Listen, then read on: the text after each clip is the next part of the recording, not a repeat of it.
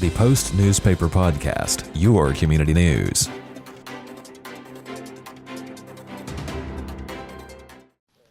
Who is Jay Williams, the musician? Well, tell us about him. I was born in Houston. Early childhood was in the Spring Branch area. I grew up sailing. My dad was an avid sailor.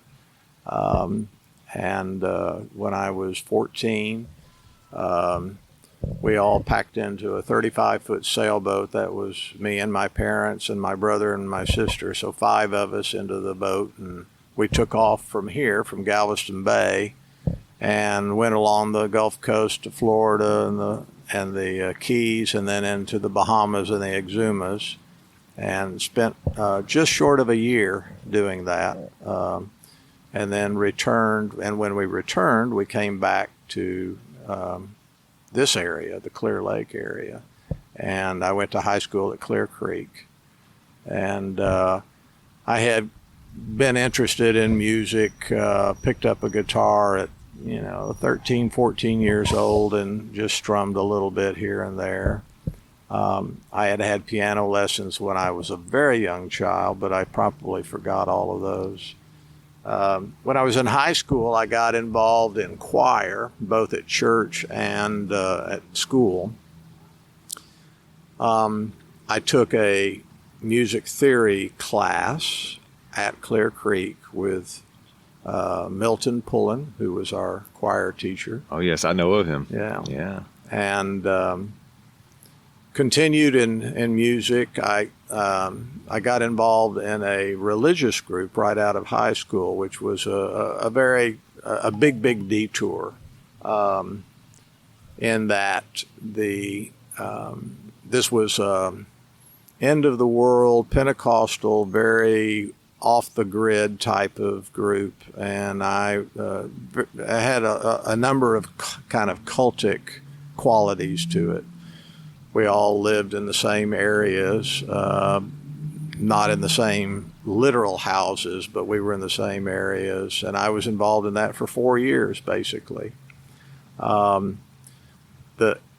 musical aspect that was influential about that was that this was very unusual at the time, but this was an integrated group, so it was about 50% black, 50% white. So I became introduced to black gospel, and still love black gospel now, all these years later. I broke away from the group, came back here, and started my adult life. Not to get too weird about things, but I had 2 marriages when I was young, 2 divorces. Bounced around in jobs unsuccessfully for a lot of my early adulthood, but I did continue with music, and I got a little better on the guitar. I then took another music theory class at San Jacinto College, and then I decided I wanted to try to really become an electric guitarist, because I'd been doing everything on acoustic. Found a teacher, and started trying to develop my skills as an electric guitarist, but my teacher was a jazz guitarist. So everything that he was teaching was kind of toward jazz. The fact that I had had a couple of music theory classes meant that I wasn't completely confused by it. And it really resonated with me. Now, I gave up on the electric guitar and being a rock and roll type guitarist, but a lot of the kind of the jazz chords, the progressions, the key changes, the structure, and I don't mean like deep modern jazz. It was more like the American songbook type jazz. Okay. And so that began to influence my songwriting. because I had begun to write songs in my 20s, and the influence of the jazz chording and the key changes and so forth began to influence that. And I guess to some degree it still does today. And I worked, for all those decades, but I always did music kind of on the side. As a hobby, and I would play occasionally as a solo acoustic artist, but never had the wherewithal or the guts to just throw everything else away and pursue the music. I retired a year and a half ago.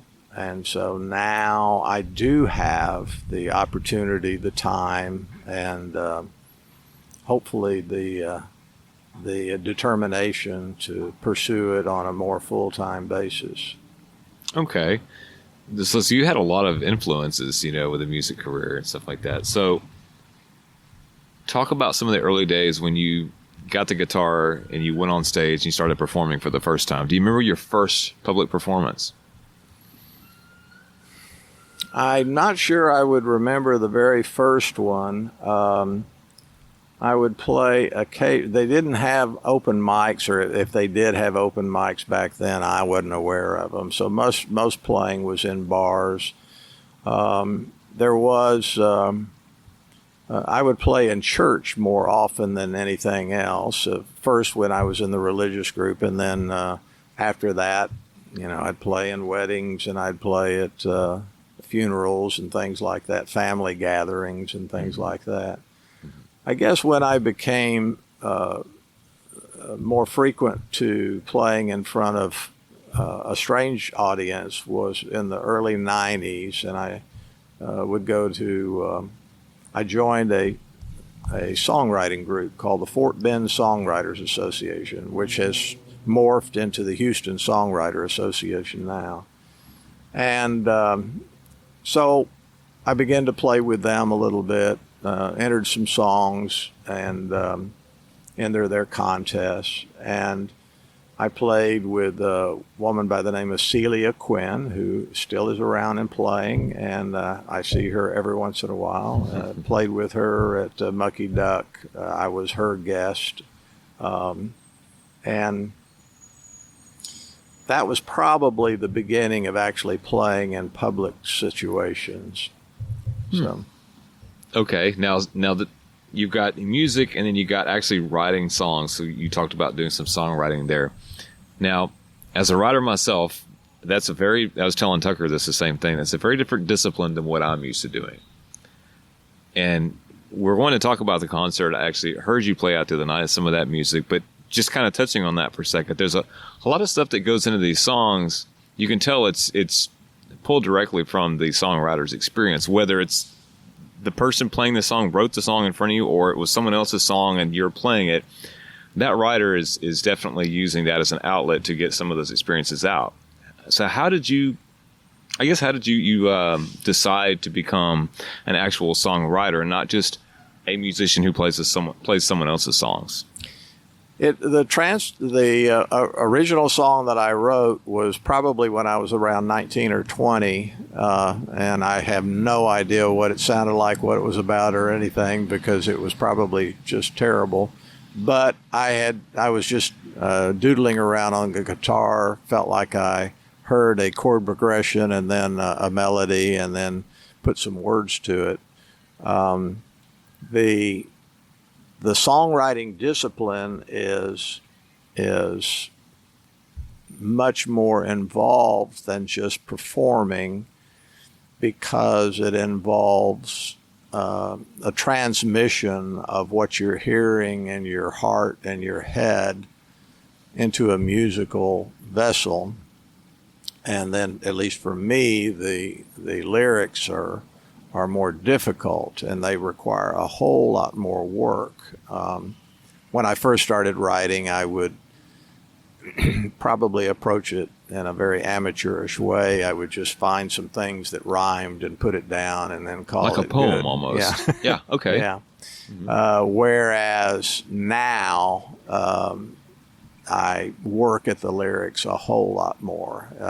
I edit over and over and over to try to find the right word at the right place. And it's not as much about rhyming as it is just getting the right communication and the right feeling of whatever I'm trying to convey. When do you know you've gotten that final edit where you like it? Is it because you've communicated the message effectively, or because it just sounds good, or is it a combination of both? The music aspect of it is actually easier for me, and there are some exceptions, but generally speaking, I will start out with a chord progression that sounds nice and then a melody, and I will begin to just gibberish the melody. I will sing it, but it will be just gibberish, no words at all, because I'm trying to get a sense of where the melody wants to go against the chords. And then I will find the chorus, create a chorus, and in some cases there will be a bridge, depends on the length of the song. Then as I begin to put it together, I will begin to time it. And I try to keep it at 3 minutes, but it often ends up at 4, and then I try to shrink it. And so anyway, it's always tempting as a songwriter to get longer and longer, whereas as a listener, it generally is better to be shorter and shorter. So I will often, not always, but I will often have the musical structure of the song totally complete before I start on the lyrics. But during that process, there will often be some sense of a mood or a phrase or a theme or a subject matter that will pop up. And then I just begin to develop from there. What's the shortest amount of time it's taken you to compose a song that you were satisfied with, not just something, that sounded good? Probably, I sang Borderline the other night. That's probably the oldest song that I've got, and I probably did that in a couple of days. Now, after having said that, I've gone back to edit it. I actually edited it about a year ago, a little over a year ago, because there was some phrasing that was kind of too ancient. So, in general, I would say that the music I can get through in a week or two, mostly, and then the lyrics can go on for months and months, because I will sit on it, sing it for a while, and I'll find a phrase that doesn't quite roll off the tongue properly, even if the meaning is correct. The rhythm of the words don't quite work, so I'll work on that, and then often there will be a weak phrase or line or two, and I'll just keep coming back to that weak phrase until I figure out something that I feel like is gonna be of quality. Okay. How did you get involved with the Music in the Historic District concerts?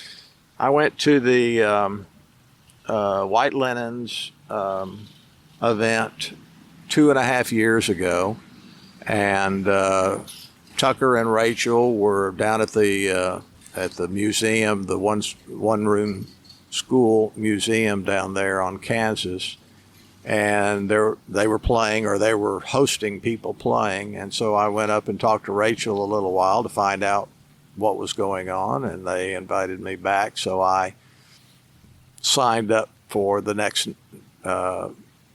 Friday night, or not Friday night, the next month.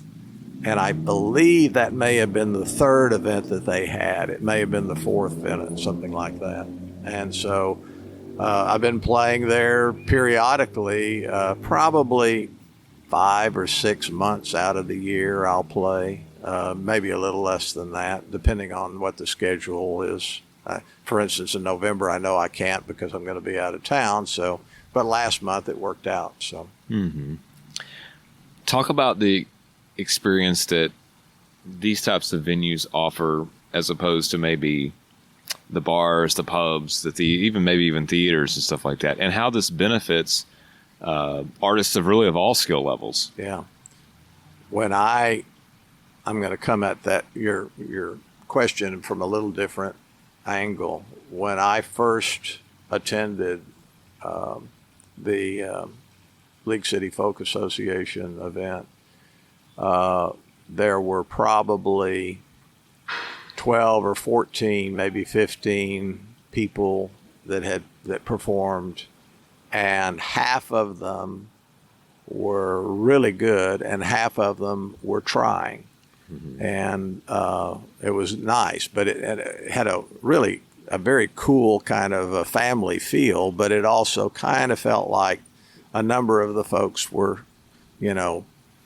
not really used to being in front of people, not really used to playing on any regular basis. That has changed over the last 2.5 years, so that now you get almost every act that goes up there is a solid musical presentation. So it's really amazing what has happened over the last 2.5 years. So now, to answer your question about it, having a listening audience is of paramount importance to people who do what I do, and that write songs that are lyrically driven. And I had mentioned that I work hard on the musical aspect of it. I try to make it as pleasing to the ear and as interesting to the ear as I can, but ultimately it is about the lyrics. Mm-hmm. And playing in a bar or a restaurant, you generally are the background.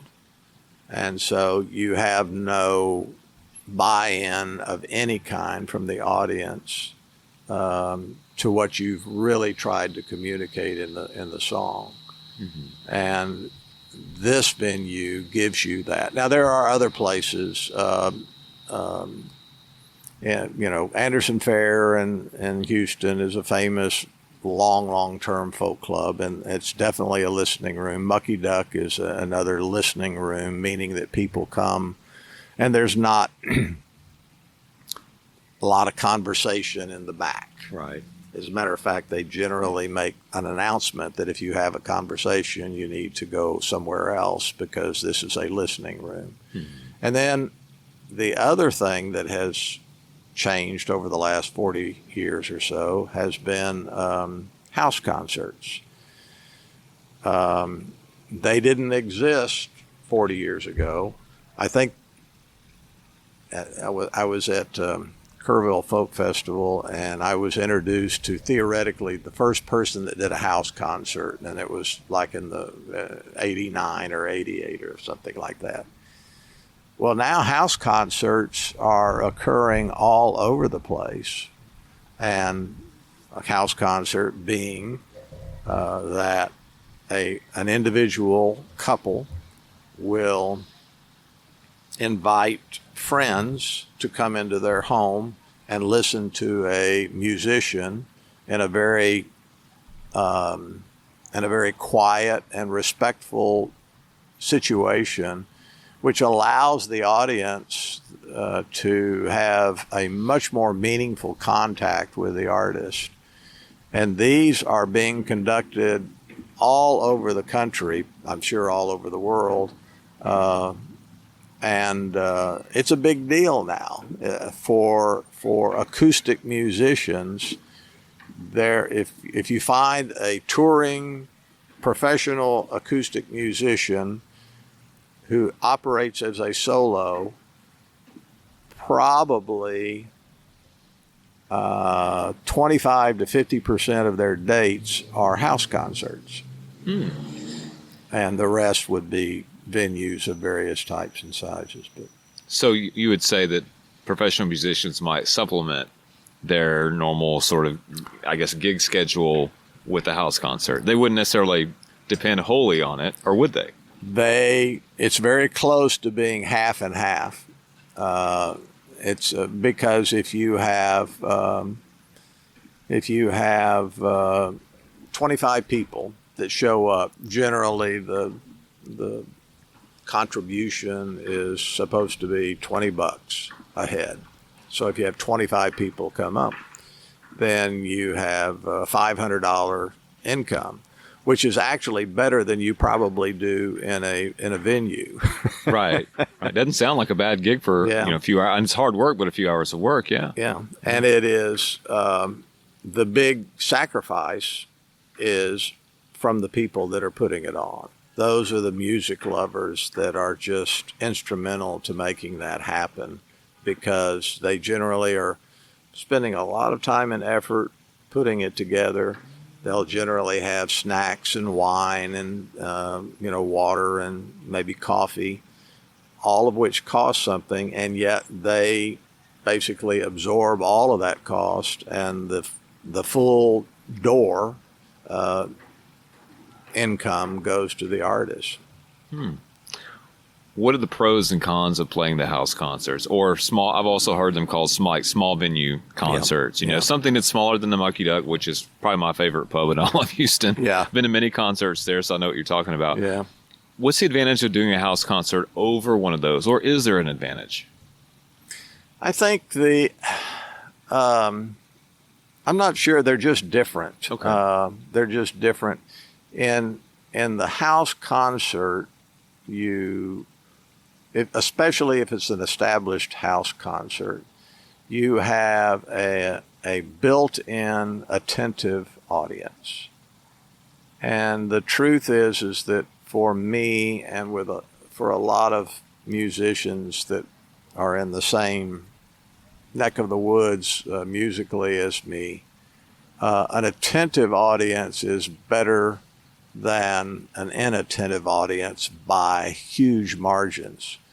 And meaning I would much rather play for 25 people who were paying attention, following the lyrics, listening to the stories, than 250 people that were milling about, carousing and drinking and paying absolutely no attention to me, that I was just background noise. That has different strokes for different folks, no question, but that has zero appeal to me, as opposed to 25 people who are paying attention, which is, of course, what happened last Friday. Okay. And so speaking of last Friday, let's talk about the Chili Pekin new concert series that League City Folk Association is putting on. How did you first hear about that? Was it just from coming to the other concerts out here? Yeah.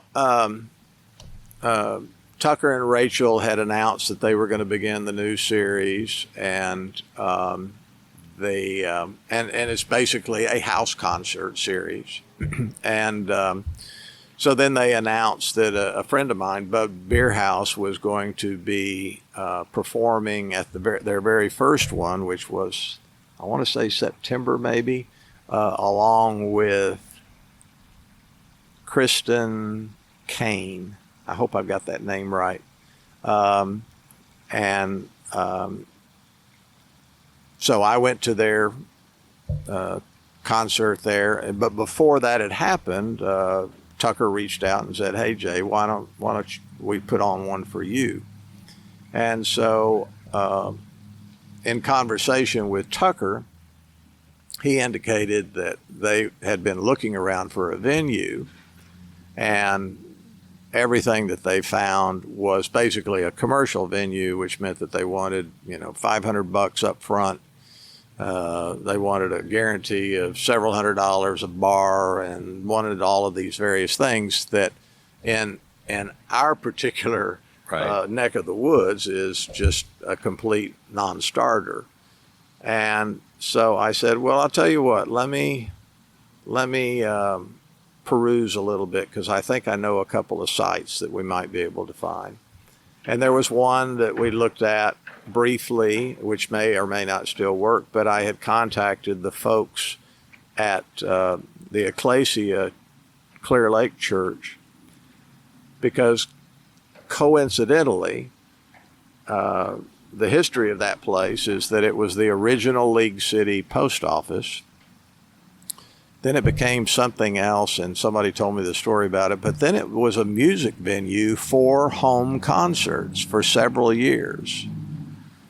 And then that couple moved it out to their place in Santa Fe, and they still have home concerts, but they actually built a facility that you go to their home, but then you're in their facility, which I've been to.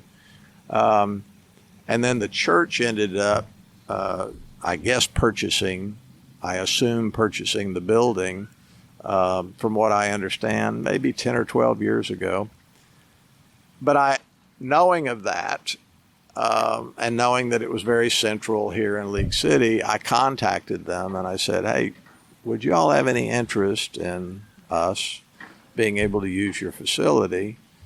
And they wrote back and said, well, actually, we've been thinking about that very thing. So, yes.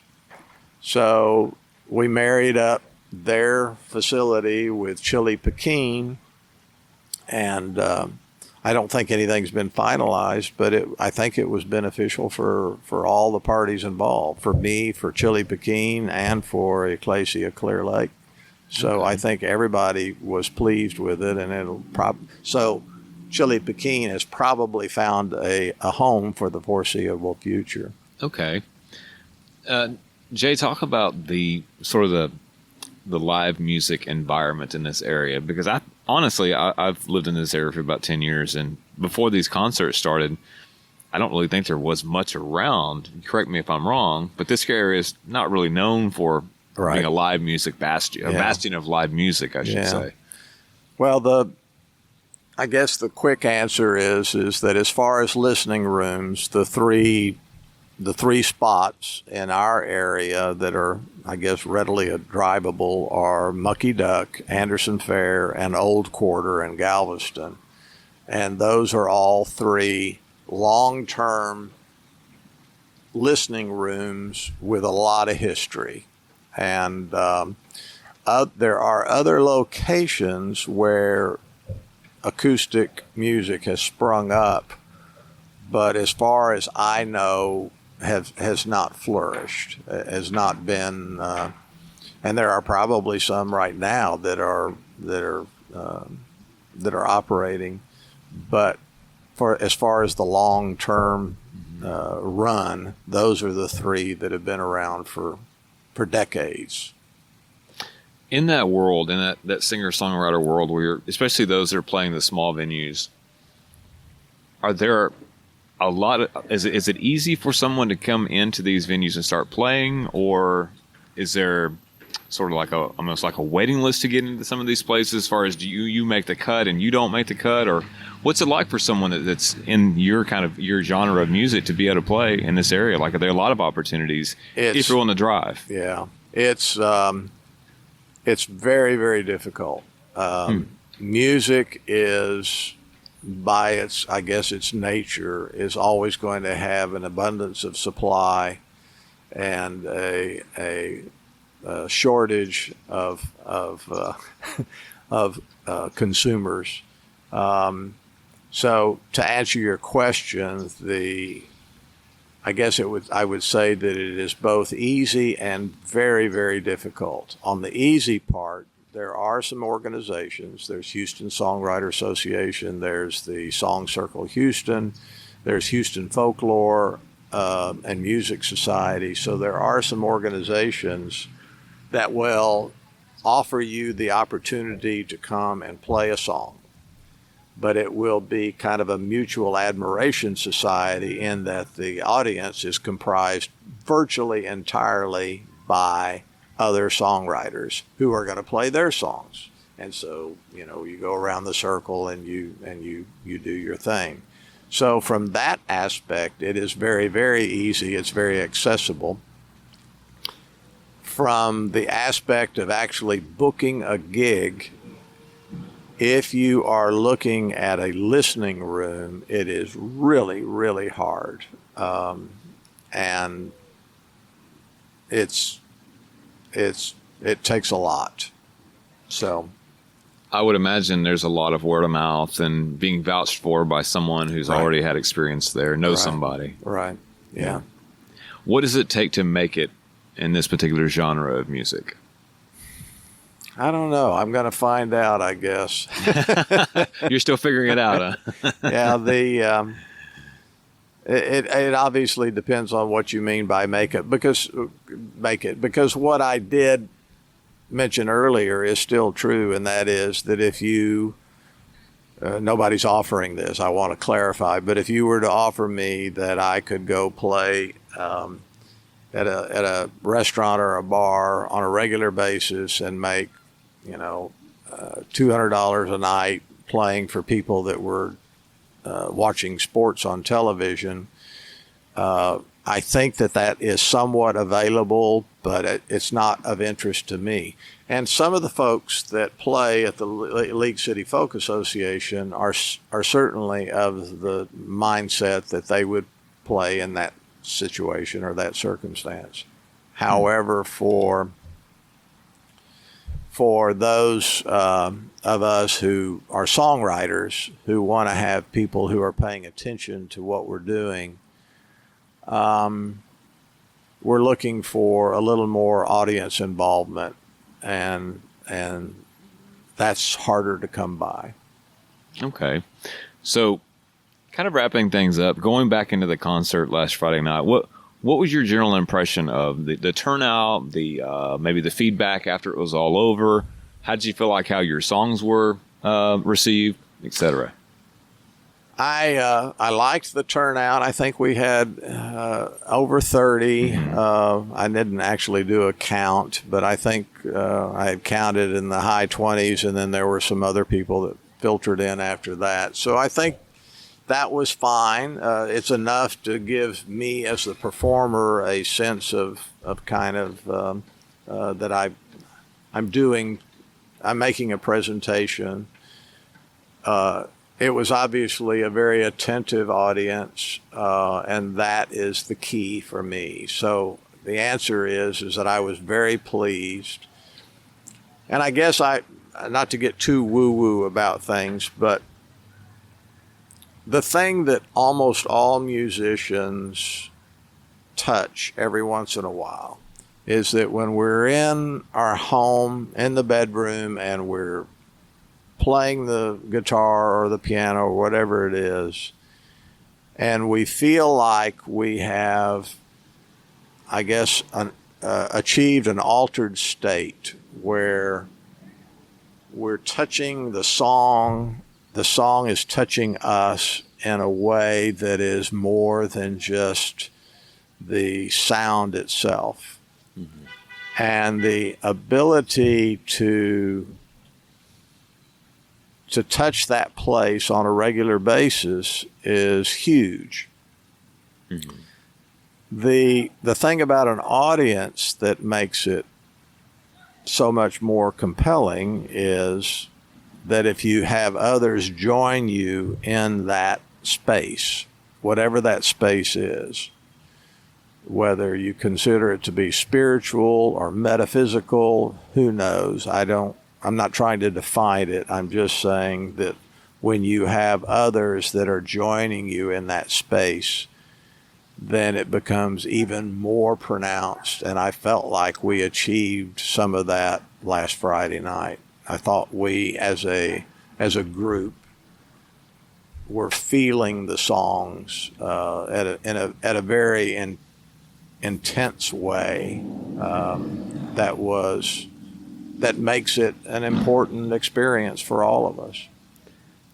If people are interested in coming out to maybe the next one, whether they're coming out and watching you play or someone else, and they've never been to something like this before, what might they experience? It is it's a quiet thing, even though some of the songs are obviously upbeat, but it It requires focus and concentration at the level that many people do not think of in terms of music. Again, going back to more standard popular music, people will recognize the song and they'll recognize the words. They can even sing along. Well, when you're doing this, it is all original. They have no idea. So the requirement for effort is a whole lot greater than it is to go to a bar and listen to a top 40 band that you know every song after 15 seconds. You know what they're playing. That's not the case here. So there is an intensity of focus and concentration that is required, but every time you do that, you get a payback. You get something out of that. Kind of the old adage of a lot of things in life. If you put something into it, then you get something out of it. So that if you're coming to listen to acoustic original music, yes, it will require more of you, but you will receive a whole lot more out of it.